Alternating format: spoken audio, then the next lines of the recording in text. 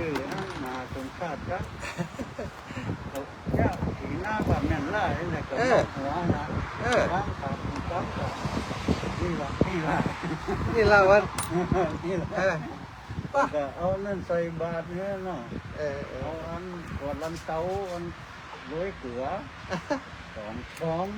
ใส่บาตรเนี่ยตางหันร้อยครับอันเชื่อกันฝนหันเชื่อกันฝนหันปืนอันต้องเป็นมหาสภาพมหาสมชาติสมนั่นกันเนาะสมชาติจ้ะเพราะว่าบาไปก้อยเนี่ยผิวขาวนะแต่ลักษณะเหมือนคนไต้หวันนี่แต่ก็ว่าอ้วนล้างก็ผิวขาวเหมือนคนไต้ไงก็เป็นว่าไปคับคุณว่าไปคับยังหนองนับก็หมดไปก็อันไปเขาไปพักปัจจ่าบนหันเปล่าปัจจ่าเสียนที่ขยันหนักนี่เนาะมันจะขึ้นลิงไปหน่อยเนาะวัดอันวัดอยู่ฝั่งนี้เนาะตางมันอยู่ฝั่งเพศนี้ออกจากซอยนั้นมาก่อนหันวัดละออกจากซอยที่อันปลาเหี่ยวของฝั่งค้านะตั้งหลวงเนาะใช่ไปปล่อยอยู่ไหนวัดอย่างบ้านอย่างอยู่บ้านสวนหอมบ้านสวนหอมฟังรายการเหมือนนะฟังมาเหมือนแต่ผมโตแล้วแค่คิดจะ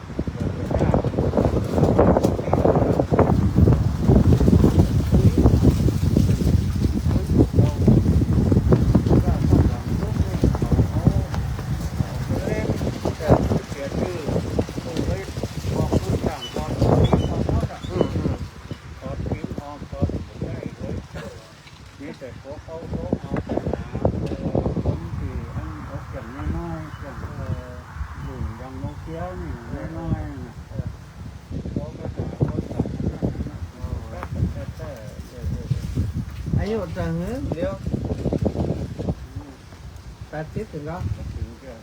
แม่70นี่เนาะแม่70อยู่กันโอ้บอกแกแล้วมั้ย70นี่60เราทุกภาพต้นล่างนี่มันเสียนะยังได้ởยังกันนะจ๊ะว่าไม่ใช่อ่ะตอนนี้คนเขาเราต้องมีไปกินยาคนนี้มีผ้ารักกันเป็นเขายากินดามันนี้มาให้กินดามันนี้ที่เจ้าว่าอัน3 วันแรกที่กินวันละเม็ดก็แล้วตั้งต่อไปเลยอาทิตย์ละเม็ดมากินวัน4 เม็ดกินมื้อละเม็ดวันที่2กิน3 เม็ดก็แบบเมื่อนั้นก็รู้สึกว่าเจ็บแต่ว่าแต่รู้สึกว่ามันรู้สึกว่าแต่กินมัดที่เป็นบ่อยๆเวลามันยากนะอะไรนะ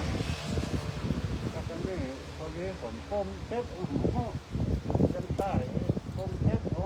แขวะมันก็หนึ่งถึงเขาเนี่ยมีเหลือหมอนเหมือนยังกับอันพวกกวาดพวกแตดมันเกี่ยวกับยาที่เขากินด้วยใช่ไหมหมดลุ้นว่ามันเป็นยาตัวอย่างว่า100น่า100 แกนก่อนไม่หายเจ็บได้ละศูนย์ต้นตลาดช่วงล่างมันต้นจับต้นอย่างไปถึงเข้าไปทั้งโดนมาไปตามหมอคนฟังแต่เรื่องยาบอกว่าจะโดนด่าแล้วก็เจอได้พาตัดใจบางหัวข้อไหมครับโดนยาแต่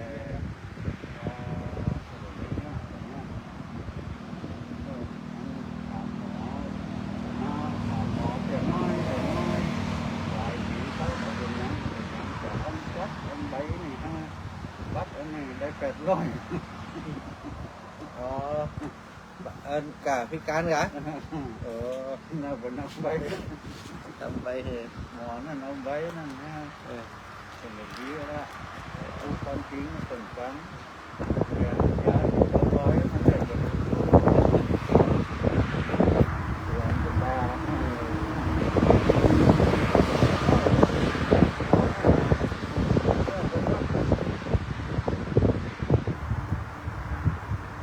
ที่ว่าป่ามันโดนนั่นเนาะถึงตกเป็นพร้อมนะถ้าเป็นรถเล่นรถหนึ่งไม่เป็นห้องว่าตามพร้อมมันล้วนนะแต่กับหมดได้ก็ก่อเหตุก็ไปนะมันก่อเหตุก็ตัวเก่ากับกันนะคนอื่นมันหมดได้ง่ายมันไปง่ายให้ตัวเก่าง่ายอื่นง่ายระบบเดี๋ยวไปหน่อยเป็นยาคน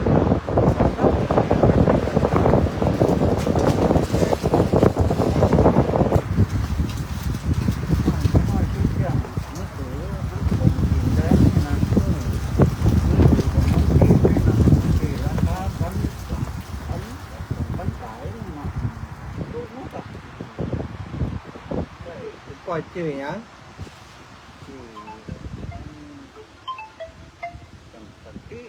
ก็ใส่ที่อ่ะ เจริญพรเจ้านี่ไผนี่โอ้ จะได้อันไผอยู่เพ่นี่น้องอยู่ไหนฮะข้าวบางผาอ๋อจะให้ตัวเมืองกะบ้านกงได้จันจุดกันบ้านกงแต่บางผาล่ะเดี๋ยวจันชื่อหมู่บ้านว่าหมู่บ้านกงนะบ้านกงเนี่ยบ้านกงนี่มีวัดชื่อเนี่ยวัดศรีมงคลวัดบ้านกงนั่นแหละอ๋อเดี๋ยวนี้อาจารย์อยู่เพ่อยู่นี่อยู่เลยสูงดูแลประเทศส่วนกลางประเทศส่วนนั้นดูแลหลักใจสูงแต่ยังเห็นไกลอยู่ก็จะถึงคุณนะถ้าจะวัดถูกก็อาจถึงนะเจ้าย่ำเข้าคำจับเดี๋ยวนี้ยังพูดเขตอำเภอเมืองจ้ะอยู่ที่สนามยิงปืนนอกหัวเดี๋ยวพอดีอันโยมเปิดนั้นตัวมาใส่บาตรนี่ก่อนตัวมาใส่บาตรมาพระกับเสียสนามยิงปืนก็ก่อนอันหนังพักนี่ก่อนนี่ละพูดก็ผมวันผูกเวลาถ้าจะถึงพูดนะโอเคได้ค่ะเดี๋ยววันพุธหนูจะโทรหาครับเนาะจะวันผูกเดี๋ยวคืนนี้ถ้าอาจารย์ภาคติไปชาติไหนอาจารย์จะบอกให้ร้านเนี่ยได้ค่ะหนูมาจะถามว่าถ้าเป็นแบบคงกับเข้าอย่างเงี้ยค่ะอยากได้ก็ค่ะไม่อยากได้อย่างลูกเอาใส่บาตรธรรมดาเนี่ยมีอย่างก็ใส่นั่นมันต้องเตรียมอย่างเพราะว่าบิณฑบาตตอนเจ้าเนี่ยเขาจะน้อมที่ไหนเนาะไปชาติที่ไหนแล้วบิณฑบาตไปมันก็ต้องมีคนใส่ของโอเคค่ะเดี๋ยวยังไงพรุ่งนี้หนูลงหาเนาะจะจิ้มหัวไปโทรมาว่าใส่ให้เนี่ยเป็นปอม้าก็โทรมาสิเพื่อนหนูมาอยู่เมืองนานเมื่อน่ะ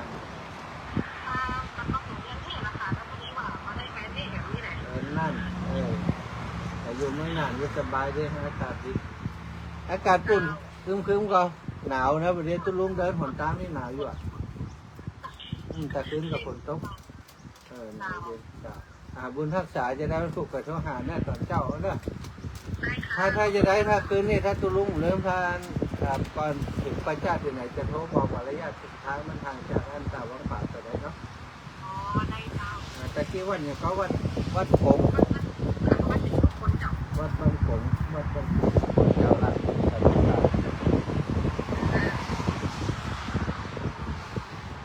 ถูกผมมาคนลำฟ้าหัวเป็นแก้งของคนเจอแต่มันชมมันไม่ผมฟีนะผมการจัดมีบริการวิทยุความรู้สึกสำหรับคนพิการรับนักเรียนอย่างเด็กในอย่างโครงการเพื่อคือบางกอกเจอลุ่มคำสั่งที่ก่ออยู่ในเครือข่ายของงานคนพิการเนาะมันจะจุ้นะผมว่าอันนี้ผมจุ้บริษัทนี้อันนี้เป็นคนพิการครับเทปเลยครับ ต้องไปถาม แต่เขาจะเป็นตั้งแต่เขาก็ไม่ใช่ก็ได้ ไปถาม แต่ว่าบริการอินเทอร์เน็ตพวกนั้นนี่นะ แต่นั่น แต่ นะ ผมว่าคนที่เล่นเน็ตนะครับ ถ้ามันหูเบอร์เขาแล้วกับน้ำซึ่งเขียนนี่นะเบอร์ของผมเนี่ยจะใช่ เห็น นะ นะ ใช่นั่นนะที่โทรไปหาท่านมาหานั่นบ้านโค้งกับกระดานมดพอดีเติมเดี๋ยว 064 อันเก่าอันใหม่นั่นนะ อันใหม่ล่ะ อันใหม่ อันใหม่นี่เนาะที่ใหม่ๆนี่นะ นั่นน่ะใหม่น่ะ ปล่อยอย่างก็ ผมที่ สันติเดียวกันเนอะสันติดวงสว่าง เขาแรกก่อนนะอ่านหนังล้มนะ 064 084 340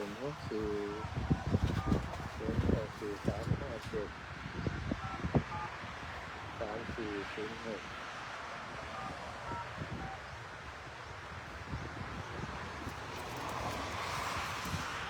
สันติได้เป็นน้อยเป็นนานเนาะ น่ะ คนนั้นก็ หนังกับ คนนั้นเขาคนนั้นสันติคนนั้นสันติน้ำเจ้าคุณยัง ส่วนยาดี สวนยา ส่วนยาดี ดูสวนยาคืนเนี่ยจ้ะฮะ ยากลางนี่แหละ สวนยาดีบ้านอย่างก็ ส่วนหอม บ่อสวนหอม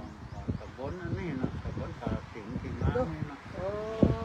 นี่ตะบนตาสิงเนาะนี่ที่เดินมันนี่นะ ตำบลผาสิง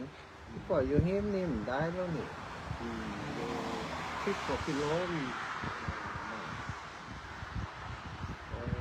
แต่ต้องใช้รถเกี่ยวเดียวนะส่วนไม่ใช่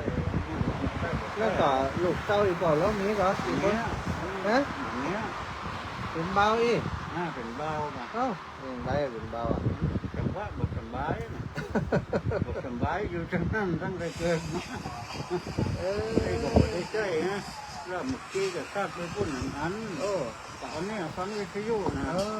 เที่ยงวัน มีอินเทอร์เน็ตกะ อันที่แรกนี้มันก็ผมเอาออกเนี่ยนะ เออ ผมเอาออกนะ ถ้าเขามีตังค์อยู่ในแข่งกับหน้ากว่าอย่างเขาจะเสยอย่างเขาจะได้ สบายแต่มันมีวิธีของมันมีแบบเนี้ยไปได้หมด ล้างบาตัดปุ๊บลุกล่างไปเลย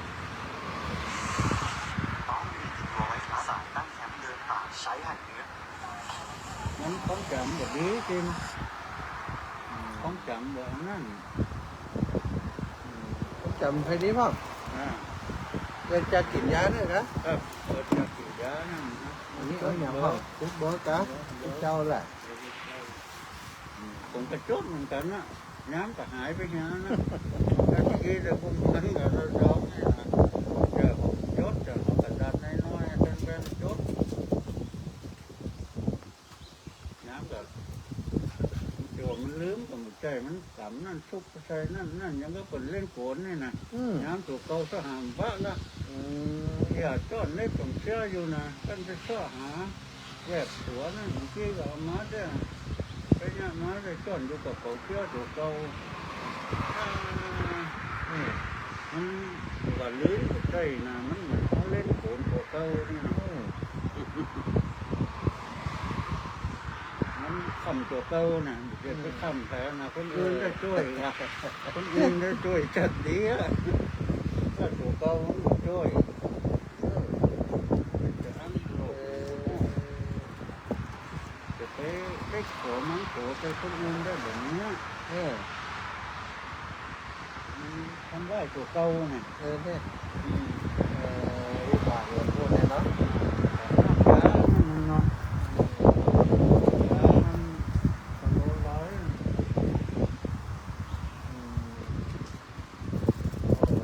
ตั้งใจมาหาเพื่อน ไปช่วยเนาะเมื่อกี้ก็โทรไปหามหาดอนนะบ้านทงคนก็นั่นก็เคี้ยของดงกันนั่น เดี๋ยวทุกดง แล้วก็เริ่มครอบครัวผมมีหลายนะตา อันนี้ผมไปได้ไปไปกับไปคนเดียวน่ะส่วนใหญ่ผมได้ไปกับหมู่คณะ เรามีกันอย่างรถนี้ นะ ทำคือ มี ถ้ากับอิติปิโสไม่ก็อิติปิโสเฉยๆนั่นเขาไม่ใช่อย่างอื่นเลยนะเขาใจอิติปิโสอย่างเดียวอุปชาเขาบอกนี่อย่างนั้นอ่ะเด้อบอกเฮ้ยใจอ่ะบอกเฮ้ยอิติปิโสปะคะวะแล้วก็ส่วนย่อก็ได้เด้ออิติปิโสวิเศษสีก็ได้มันเร็วดีส่วนย่อนี่จะไปเข้าไปหันเข้าไปประจ่าพวกกับบอกสติจดตังเด้อมาเอาบุญมาฝากเขากับสวดอิติปิโสวิเศษสีอิติปิโสวิเศษสีวิเศษสีนั่นอีเนนาเวอร์แบบนี้พุทธพุทธวิธีเอาบุญแล้วเด้อเนี่ยไปประจ่านี่มันน่ากลัวเดียวนี่มันสะอาด บ่อาจคืออันอย่าหวังนั่นนะหวังคนที่เป็นพูดเป็นโม่นะที่ขอไปฝังผมขอ หัว มันผีเป็นน้ำแคมห้องหนู แต่คืนนั้นตัวเจ้านั่นฟังเดี๋ยวอาจารย์น้อยนั้นนะขอว่าขอฟังคำนั้นว่าแต่ก็อ่านแบบการขอฟังคำท่านว่าฟังลุงท่านอ่ะเดี๋ยวไปอยู่ วันนั้นผมก็ไปนั่นนะไปหา คุณบ้านนั้นนี่คุณบ้านแทนนะพระเจ้าเป็นยุลุมให้ ผมไปถามคนนี้ก็รู้แทนเจ้าเข้านอนแบบนั้นแล้วก็เจ้าเลินนมอยู่นอนแบบนั้นนอนในศาลาลูกหนึ่งแล้วหันลูกหนึ่งก็นอนกลางเต้นนอนอันคนที่กลางเต้นนั่นน่ะมาเป็นมันถือตัวอย่างโอ้ไปลากแข่ง หลักแข่ง ลากแข่งครั้งเดียวถ้าเป็นแต่หันมาก็บอกไปหัน พอหุ่จักไข่ผ่องนี่อันขึ้นสีขาวนี่หุ่จักไข่ผ่องหลวงปู่ดอยหุ่จักเหรอเจ้าดอยหุ่จักเหรอคือปฏิภาณธรรมทินนะมันปีหน้าปีเนี้ยออกภาษาแล้วจะมาเอากระถิ่นมาจ่วยเทียนบันแอบไปเนอะความอย่างพวกความจังหวัดนะไปไหนก็ไปด้วยอ่ะ ไปช่วยบอกเอาไปฝากไว้ซึ่งรถเกี่ยงเอาก็หารถเกี่ยงกันหนึ่งไปถ้าไปเป็นไหนจังหวัดจะเอาถึงรถให้หนักไป ใช้รถพ่วงมันนิด ร้ายเอาไปทำอะไรทำรถนี่นะ เนี่ยปกติเดี๋ยวนี้ทำอาชีพเนี่ยเขาเนี่ยอย่างไรของนี้ครับบ้านนี้ใครจ้างอย่างเขาก็ มามัน อาศัยอย่างไรอยู่ได้อย่างไรเบี้ยยังชีพนะครับ เบี้ยยังชีพก็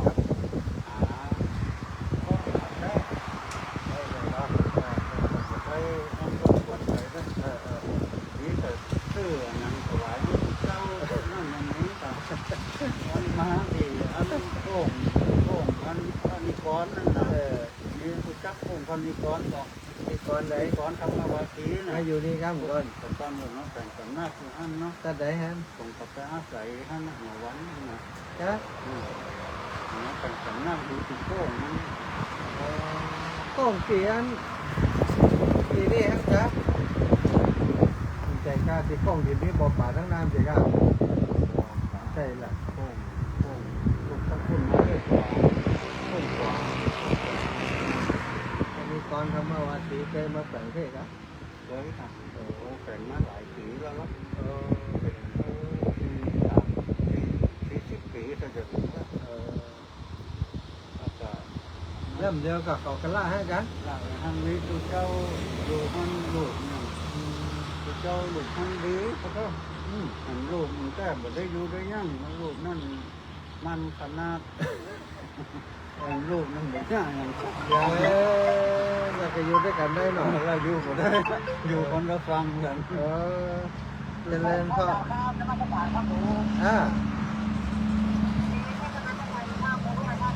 650เดี๋ยวจะอันนี้ใจเบิร์ดใจนี่แหละใจอัน